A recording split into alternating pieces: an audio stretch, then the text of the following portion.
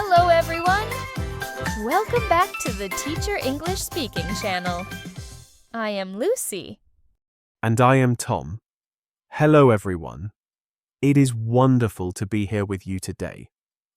Tom, can you feel the energy in the air? The calendar is about to change. We are standing at the very end of one year and the very beginning of a new one. I can absolutely feel it. Lucy, it is an exciting time. Everyone is talking about new beginnings, parties, and plans for the future. Exactly. That is why today is so important. We are going to talk about New Year. We will learn the exact vocabulary you need to describe your celebrations, your resolutions, and your hopes. This is perfect because I always struggle to explain my New Year plans in English. I never know the right words. Well, after this video, you will be an expert. We are going to cover everything from party vocabulary to special food traditions, and even some unique customs from around the world. That sounds amazing. But before we pop the champagne, we have a small request for our listeners. Yes. If you enjoy our conversations and want to support us, please hit that like button right now. And make sure you are subscribed to the channel. Turn on the notification bell so you never miss a lesson. We are here to help you speak English naturally and confidently. Okay, Tom, are you ready to dive into the celebration? I am ready. Let's get this party started. First, we need to clear up some confusion. Students often mix up New Year's Eve and New Year's Day. Yes, I used to make that mistake. So, New Year's Eve is December 31st, right? Correct. Eve means the evening or day before a special event. So, New Year's Eve is the last night of the old year. This is usually when the big parties happen. Okay. And New Year's Day is January 1st, the first day of the new calendar. Exactly. Eve is for celebrating. Day is for resting. Now, on New Year's Eve, what is the most important moment? It has to be midnight, the moment the clock strikes 12. Yes. And right before midnight, we do something called the countdown. The countdown. That is when everyone counts backwards together. Exactly. Usually, we start from 10, 10, 9, 8, 7, all the way down to 1. And then everyone shouts, "Happy New Year." It is such a magical feeling. In New York City, there is a very famous event connected to this. It is called the ball drop. Ah, yes. The famous Times Square ball drop. Millions of people gather in the street. They watch a giant crystal ball slowly drop down a pole during the final minute of the year. It looks beautiful on TV, but honestly, Lucy, I would never go there. Why not, Tom? Don't you like crowds? I don't mind crowds, but I hate the cold. Standing outside in New York in December for hours, freezing cold. I agree with you completely. I prefer to be warm and cozy inside my house. Me too. I like to watch the ball drop on television while eating snacks. Speaking of celebrating, there is another key word: a toast. Now, this word is funny. because usually toast means the bread I eat for breakfast. Brown, crispy bread. True. But in the context of a celebration, a toast is when you raise your glass and say something kind or hopeful before drinking. And we can use it as a verb too, right? To toast. Yes. For example, let's toast to the new year. Or, I want to make a toast to our friendship. That is beautiful. What do people usually drink for a toast? Usually champagne, sparkling wine, or maybe sparkling juice if you don't drink alcohol. The bubbles make it feel festive. I have another phrase I heard in a movie. Someone said, "We are going to ring in the new year." What does that mean? That is a fantastic phrasal verb. To ring in the new year simply means to celebrate the arrival of the new year. So I can ask my friend, how are you going to ring in the new year? Exactly. You are asking how you are going to celebrate. Are you going to a party, a dinner, or staying home? I love that phrase. It sounds very native. Ring in the new year. Now, let's move to a very popular topic in January. Resolutions. Oh boy, New Year's resolutions. I have a love-hate relationship with these. Let's define it first. A resolution is a firm promise you make to yourself. It is a goal to improve your life or change a bad habit in the coming year. There is an idiom for this, right? Turn over a new leaf. Yes, that is one of my favorite idioms. Imagine a book. When you finish a page, you turn the page to start a new one. So, turning over a new leaf means starting fresh, acting better than before. Exactly. So, Tom, what are some common resolutions people make? The most common one is definitely get in shape. Yes.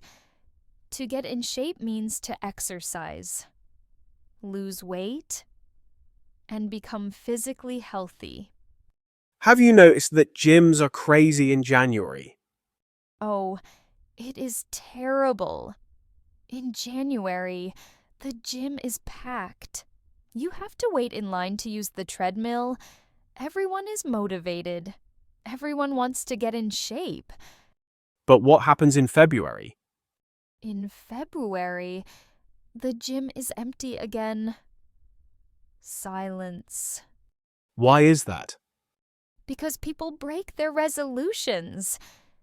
We say you keep a resolution if you succeed, and you break a resolution if you stop. Most people break them because they set goals that are too hard, like, I will exercise every day. That is impossible. Exactly. It is better to set realistic goals, like, I will exercise 3 times a week. I have a new resolution this year. Lucy, it is about money. I want to save money. That is a very smart resolution. Financial health is very important. How do you plan to do it? I plan to cut down on unnecessary spending. Cut down on is a great phrasal verb. It means to reduce. Yes, for example, I buy expensive coffee every morning. If I make coffee at home, I can save a lot of money. That is a practical step. Small changes lead to big results. Do you have a resolution, Lucy? Yes. My resolution is to read more. I want to read 1 book every month. That is a lovely goal. It is good for the mind. Now, Tom, let's talk about something delicious. food. Now you are speaking my language. I love food. Did you know that in many cultures, people eat specific foods on New Year's because they believe it brings luck? Really? I usually just eat leftover pizza. Is pizza lucky? I don't think so, Tom. But in the southern United States, there is a very strong tradition of eating black-eyed peas. Black-eyed peas.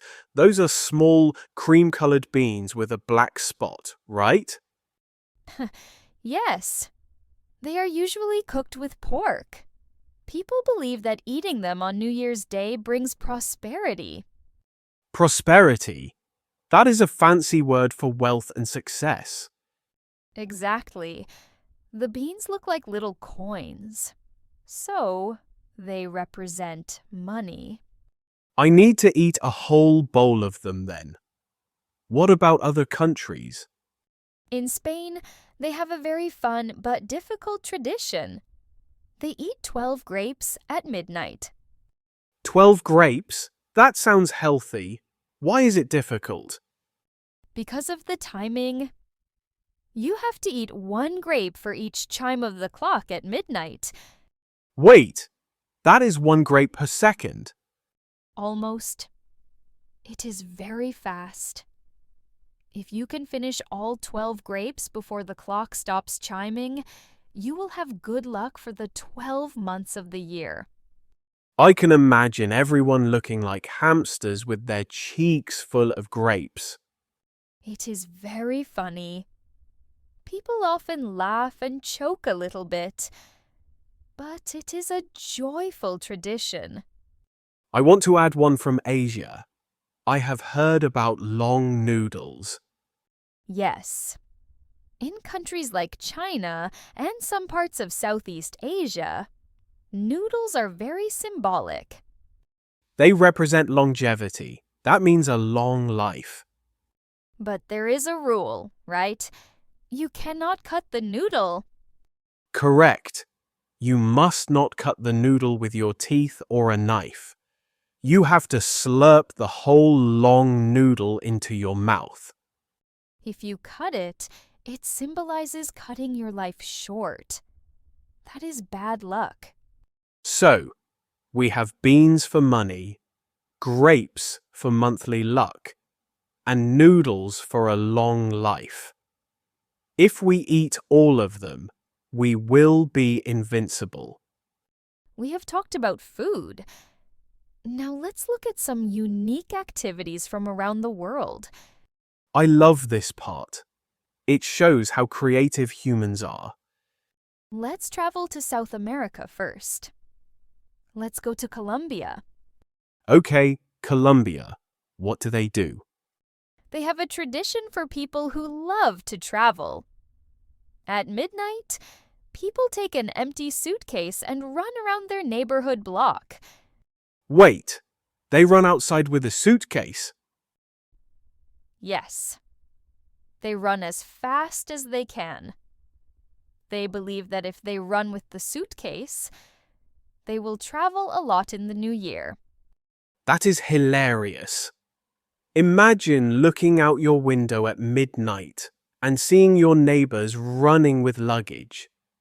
It sounds funny, but people take it seriously.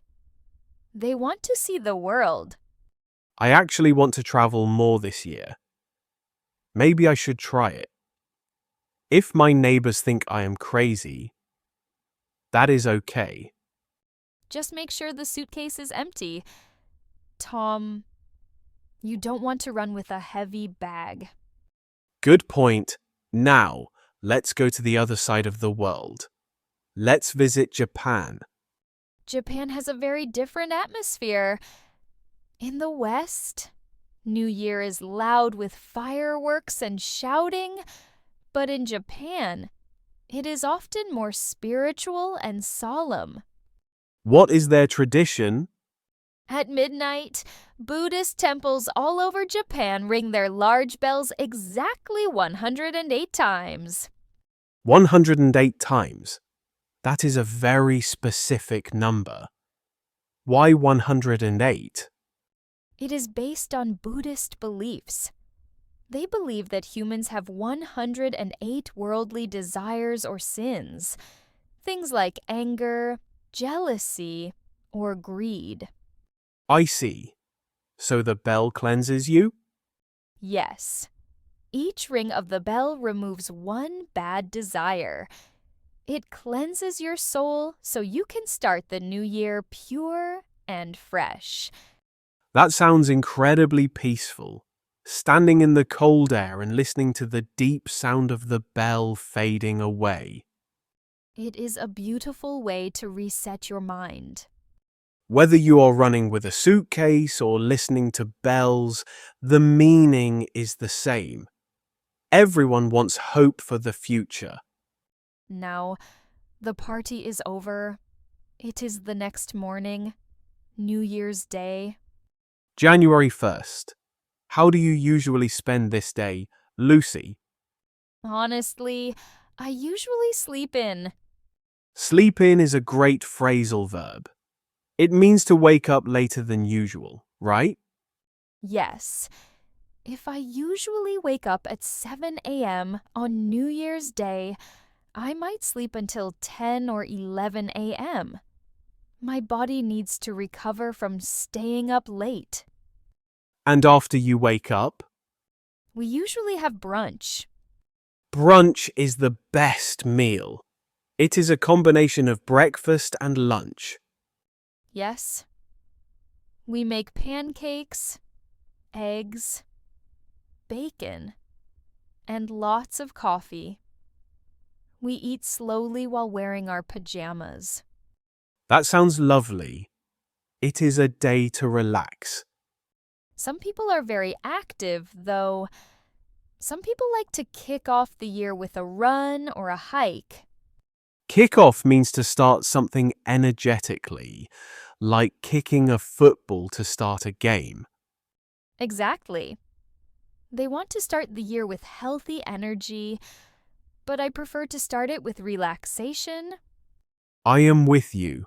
Lucy, New Year's Day is also a time for reflection. Yes.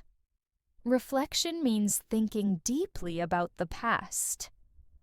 I like to sit quietly and think about the last 12 months. What do you think about? I think about what went well, what was difficult, and what I learned. I also think about gratitude. Gratitude means being thankful. Yes. Even if the year was hard, there are always small things to be thankful for. Family, health, and a good cup of coffee. That is a wonderful mindset. It helps you enter the new year with a positive heart. Okay, everyone. We have covered a lot of vocabulary, culture, and expressions today. Now, we want to help you practice speaking. This is the most important part. We are going to do a shadowing exercise. Shadowing means you listen to a sentence and then you repeat it immediately. You try to copy the sound, the speed, and the emotion. We will take turns reading the sentences. I will read one, and you repeat. Then Lucy will read one, and you repeat. Exactly. Don't be shy. Open your mouth and speak out loud. Are you ready? Listen and repeat after me and Lucy. My New Year's resolution is to learn English. We are going to toast to a Happy New Year. I want to turn over a new leaf this year. At midnight, we watched the countdown on TV. I plan to get in shape and exercise more. Eating grapes brings good luck for the future. I am going to cut down on spending to save money. Almost done. Repeat this. Let's kick off the new year with a fresh start. Great job, everyone.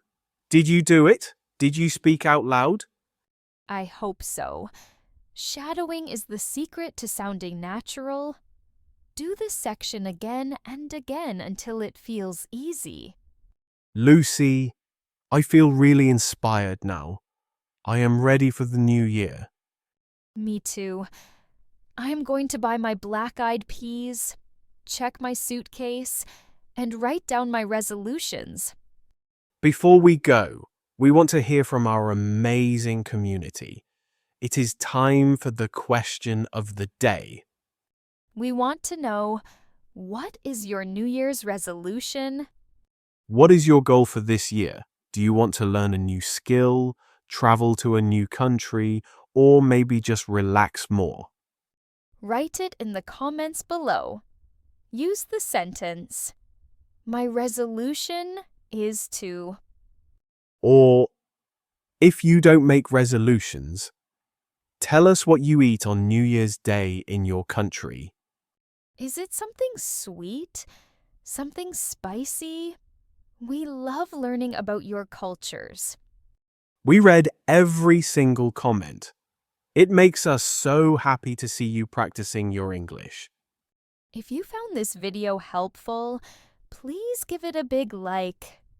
It helps us create more lessons for you. And share this video with a friend who is learning English. Maybe you can be resolution partners and help each other. That is a great idea. Thank you so much for watching. From both of us, we wish you a very happy, healthy, and prosperous new year. May all your dreams come true. Happy New Year. See you in the next lesson. Goodbye. Bye, everyone.